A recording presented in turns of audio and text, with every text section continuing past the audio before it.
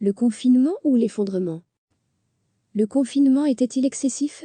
A-t-on trop sacrifié notre économie pour sauver des vies? La question se pose de plus en plus. C'est le sens d'une intervention très remarquée du philosophe français André Comte-Sponville. Il estime que le confinement sacrifie trop l'économie, sacrifie l'avenir de toute une génération et sacrifie trop enfin nos droits et libertés.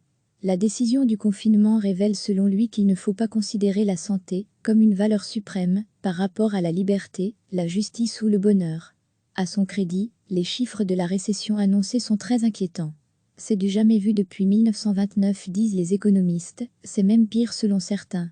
La crise va créer de la pauvreté cela se compte aussi en années de vie perdues. Au bout du compte, dit le philosophe australien Peter Singer, le remède est pire que la maladie. Le confinement fera plus de victimes que le coronavirus lui-même. Ce débat est très important. Or il existe un risque de biais.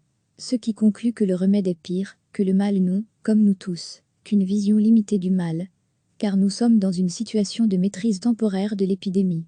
La gravité du Covid-19 est toute relative, dit Comte-Sponville au regard des statistiques de décès dus au cancer ou la malnutrition dans le monde.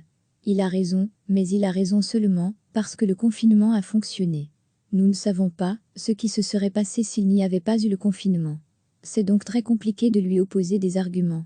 Or, une étude universitaire s'est justement penchée sur cette question. Des chercheurs de plusieurs universités belges se sont mis ensemble, universités de Namur, de Liège, de Louvain-Dasselt notamment. Ils ont modélisé la progression de la maladie grâce aux nombreuses données dont on dispose aujourd'hui. Le journal L'Écho y consacre un article ce matin. Si on n'avait pas pris la décision de confiner le pays le 14 mars, on aurait eu 10 000 hospitalisations par jour à partir de début avril et au moins 100 000 décès aujourd'hui. Avec un tel chiffre, il est à peu près évident les gouvernements auraient été conspués, la méfiance se serait transformée en colère. Avec 100 000 morts, il est très probable que les services essentiels auraient été affectés. Les services de santé bien sûr, mais aussi la distribution alimentaire, le ramassage des poubelles, la distribution d'eau et d'électricité. Le risque de désordres sociaux aurait été très grand.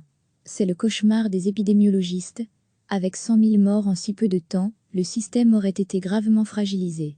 Bien sûr, dans ce cas, les conséquences économiques et sociales auraient été bien pires. Ce n'est qu'une modélisation, d'autres viendront peut-être revoir ce chiffre à la baisse. Mais cela accrédite l'idée que comme la plupart des pays qui ont confiné, la Belgique ne l'a pas fait d'abord, pour sauver les plus âgés dans un élan éthique incomparable. Non, même si les valeurs éthiques ont pu jouer un rôle dans la prise de décision, il paraît de plus en plus évident que les pays ont confiné dans un réflexe archaïque de survie. Confinés pour éviter l'effondrement de leur structure de pouvoir, économique et sociale. Recevez chaque matin l'essentiel de l'actualité. Le confinement était-il excessif? A-t-on trop sacrifié notre économie pour sauver des vies? La question se pose de plus en plus. C'est le sens d'une intervention très remarquée du philosophe français André Comte-Sponville. Il estime que le confinement sacrifie trop l'économie, sacrifie l'avenir de toute une génération et sacrifie trop enfin nos droits et libertés. La décision du confinement révèle selon lui qu'il ne faut pas considérer la santé comme une valeur suprême par rapport à la liberté, la justice ou le bonheur. À son crédit, les chiffres de la récession annoncée sont très inquiétants. C'est du jamais vu depuis 1929, disent les économistes, c'est même pire selon certains. La crise va créer de la pauvreté cela se compte aussi en années de vie perdues.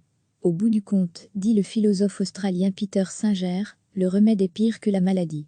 Le confinement fera plus de victimes que le coronavirus lui-même. Ce débat est très important. Or il existe un risque de biais.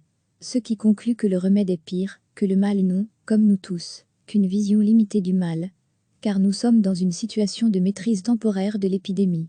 La gravité du Covid-19 est toute relative, dit Comte-Sponville au regard des statistiques de décès dus au cancer ou la malnutrition dans le monde.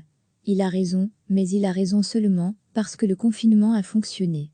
Nous ne savons pas ce qui se serait passé s'il n'y avait pas eu le confinement. C'est donc très compliqué de lui opposer des arguments. Or, une étude universitaire s'est justement penchée sur cette question. Des chercheurs de plusieurs universités belges se sont mis ensemble, universités de Namur, de Liège, de Louvain-Dasselt notamment. Ils ont modélisé la progression de la maladie grâce aux nombreuses données dont on dispose aujourd'hui. Le journal L'Écho y consacre un article ce matin. Si on n'avait pas pris la décision de confiner le pays le 14 mars, On aurait eu 10 000 hospitalisations par jour à partir de début avril et au moins 100 000 décès aujourd'hui. Avec un tel chiffre, il est à peu près évident les gouvernements auraient été conspués, la méfiance se serait transformée en colère. Avec 100 000 morts, il est très probable que les services essentiels auraient été affectés. Les services de santé bien sûr, mais aussi la distribution alimentaire, le ramassage des poubelles, la distribution d'eau et d'électricité. Le risque de désordres sociaux aurait été très grand. C'est le cauchemar des épidémiologistes. Avec 100 000 morts en si peu de temps, le système aurait été gravement fragilisé. Bien sûr, dans ce cas, les conséquences économiques et sociales auraient été bien pires. Ce n'est qu'une modélisation, d'autres viendront peut-être revoir ce chiffre à la baisse.